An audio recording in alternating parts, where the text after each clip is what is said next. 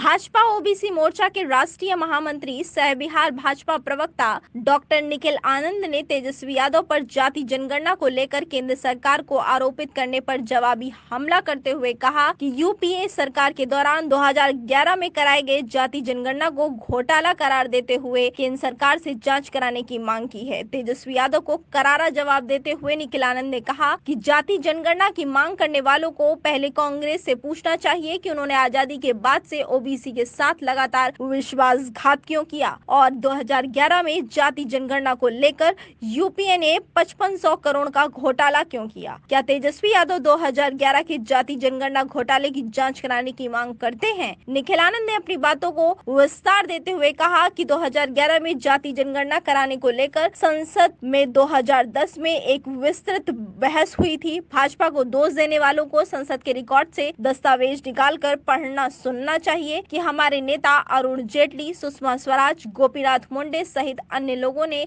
इस मुद्दे पर क्या कहा था। सदन में उक्त बहस के बाद यूपीए सरकार जाति जनगणना कराने के लिए सहमत हो गई। आमतौर पर जनगणना अधिनियम के तहत जनगणना की जाती है। हैरानी की बात यह है कि यूपीए सरकार ने नियमित जनगणना के साथ जाति जनगणना नहीं कराई, बल्कि जनगणना अधिनियम का उल्लंघन करते हुए अलग से अपनी पसंद की निजी एजेंसियों और गैर सरकारी संगठनों द्वारा जाति जनगणना करवाई, जिस पर जनता की गाढ़ी कमाई के 5500 करोड़ रुपए बर्बाद किए गए। यूपीए द्वारा जाति जनगणना के नाम पर सैंपल सर्वे कराकर पैसे लूट लिए गए। यही कारण है कि इतनी सारी डेटा विसंगतियां हैं। कांग्रेस ने जाति जनगणना के नाम पर धोखाधड़ी करके भारत के ओबीसी समाज को धोखा दिया है, जिसकी जांच होनी चाहिए। दोषियों को गिरफ्तार किया जाना चाहिए। निखिल आनंद ने कहा कि यह वाकई हास्यास्पद है कि 2011 में यूपीए द्वारा कराए गए जाति जनगणना में 4,28,000 जाति की सूची सामने आ गई और 10 करोड़ से ज्यादा त्रुटियां पाई गई हैं। निखिल ने कहा कि प्रधानमंत्री नरेंद्र मोदी द्वारा ओबीसी कमीशन को संवैधानिक दर्जा देना, 27 ओबीसी मंत्रियों को केंद्रीय मंत्रिमंडल में शामिल करना, नीट में ओबीसी और ईडब्ल्यूएस को आरक्षण देना, केवीएस नवोदय सैनिक स्कूलों में ओबीसी आरक्षण देना सहित ये सारे अहम फैसले लिए गए हैं, जो मंडल आयोग लागू होने के बाद से सामाजिक न्याय के दृष्टिकोण से ऐतिहासिक और साहसिक फैसले हैं। जाति जनगणना सिर्फ एक मुद्दा है। सामाजिक न्याय का पूरा विचार जाति जनगणना तक सीमित नहीं हो सकता। जनसंघ के शुरुआती दिनों से ही भाजपा सामाजिक न्याय की सबसे बड़ी पैरोकार रही है। भाजपा का दृष्टिकोण सामाजिक न्याय के प्रति बहुत व्यवहारिक है।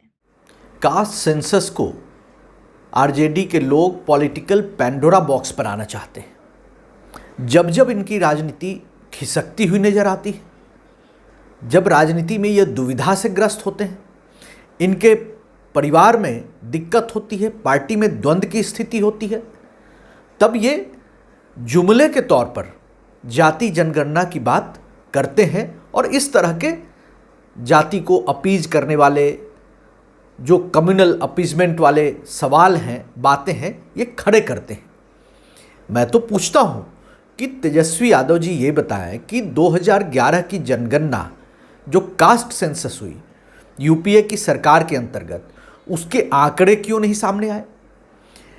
सेंसस से अलग कास्ट सेंसस कराने में जो 5,000 करोड़ रुपए जो बर्बाद हो गए, चूंकि आंकड़े आए नहीं, तो ये कास्ट सेंसस घोटाला करने वाली यूपीए सरकार से वो सवाल क्यों नहीं पूछते हैं? करोड़ों त्रुटियां उनमें हैं। ये कैसे हुआ?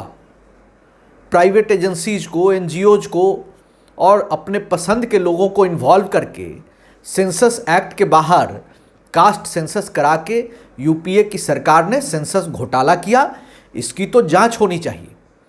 अब बिना मोडेलिटीज़ के, बिना बैकग्राउंडर के, सिर्फ रातों रात कोई कास्ट सेंसस, ये कोई जादू का छड़ी थोड़े ही है। इसके लिए एक मोडेलिटीज होती है, प्रोसेस होती है, और जब भी कॉन्ड्यूसिव एटमॉस्फेयर होगा तब कास्ट सेंसस कराने में कोई दिक्कत थोड़ी ही है। लेकिन कास्ट सेंसस के नाम पर राजनीति जो आरजेडी के लोग करते हैं वो बहुत ही दुर्भाग्यपूर्ण है। 2010 में जो पार्लियामेंट में जो डिबेट हुआ, उसके पन्ने उलट कर देख लें तेजस्वी यादव कि कास्ट सेंसस पर बीजेपी के लोगों ने क्या कहा, आरजेडी के लोगों ने क्या कहा, कांग्रेस के लोगों ने क्या कहा। देखिए, इस तरीके से राजनीति सिर्फ सवाल खड़ा करके नहीं होती। अगर आपको हमारा वीडियो पसंद आया हो तो इसे लाइक करें, सब्सक्राइब करें और साथ ही बेल आइकन दबाना ना भूलें।